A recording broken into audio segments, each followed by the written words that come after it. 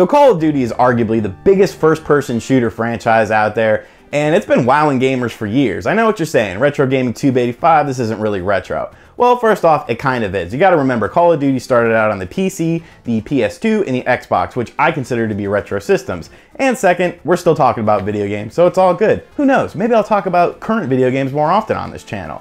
Anyways, I just wanted to talk about Call of Duty because I used to be such a huge fan of the series, and yesterday I actually bought a PS4 finally. RGT_85 is my gamer tag, so make sure you add me on there. And I got the Blops 3 bundle because a lot of my friends have Black Ops 3 and I wanted to try it out with them.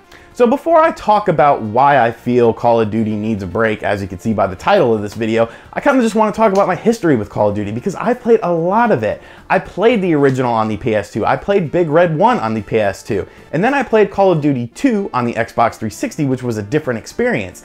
And that game really blew me away. I wasn't really big into online shooters at the time because I had done like Duke Nukem 3D and I had played some Quake on the Dreamcast, but that game really was just so special to me and so different. And while Call of Duty 3 wasn't a really, impactful game in my life, Call of Duty 4 Modern Warfare was the game.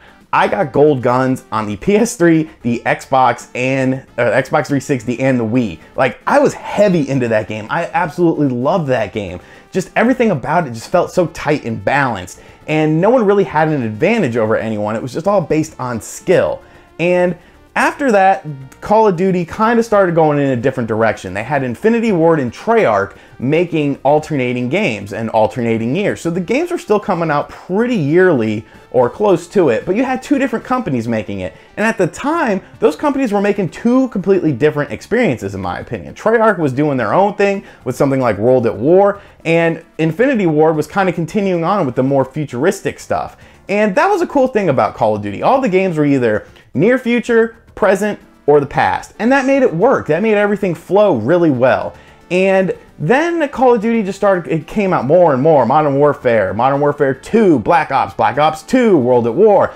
And it kind of started getting saturated in my opinion, but there was enough nuances and differences between these games to make them worthwhile in the marketplace. You also started having things called perks. And perks was a huge emphasis. That was pretty much one of the selling points because you could customize your game experience. Now, I've played every Call of Duty up until Ghost. Ghost was the last one I played because I kind of felt tired of the series. Perks had taken over. It was more about customizing your character, customizing your gun layout, your perks, what would happen if you get 3 kills, 5 kills, 10 kills, if you want to be a support specialist or something like that. And that was cool, but I could kind of see the series weaning off a little bit.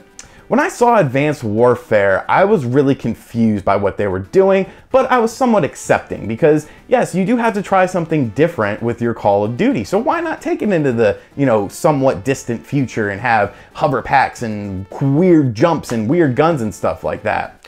But now it's gotten to the point where I've played Black Ops 3 for about 6 or 7 hours online, and it's time for Call of Duty to take a break.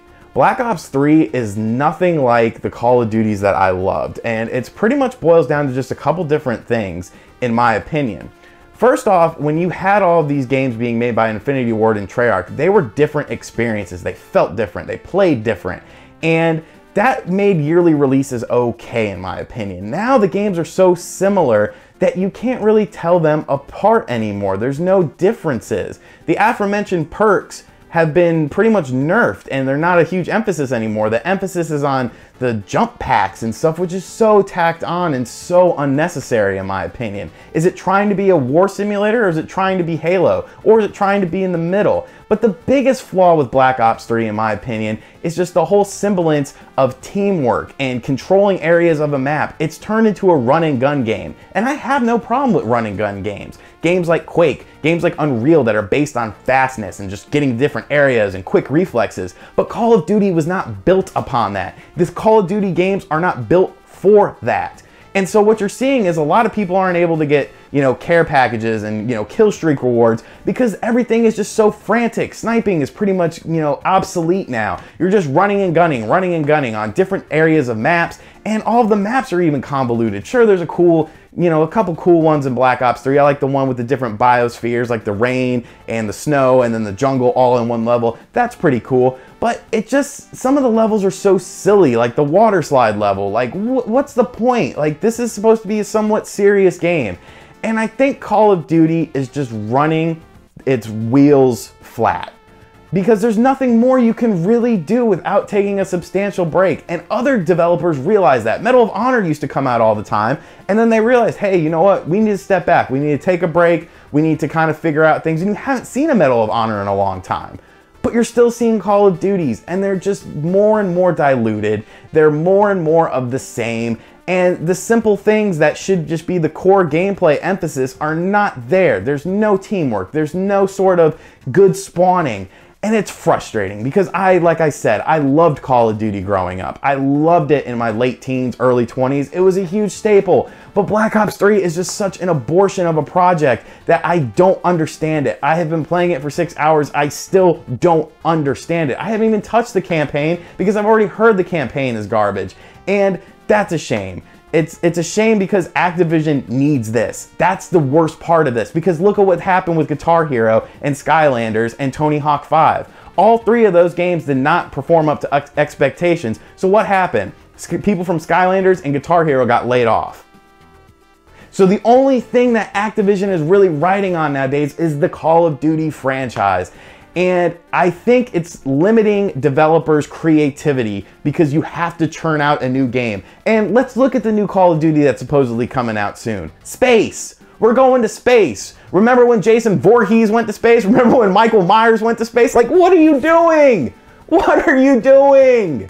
Just take a break. Take a 1-year break. Release a game, wait 2 years, release another. You can make a huge, awesome experience. And yes, it'll hurt your bottom line a little bit, Activision. It will hurt.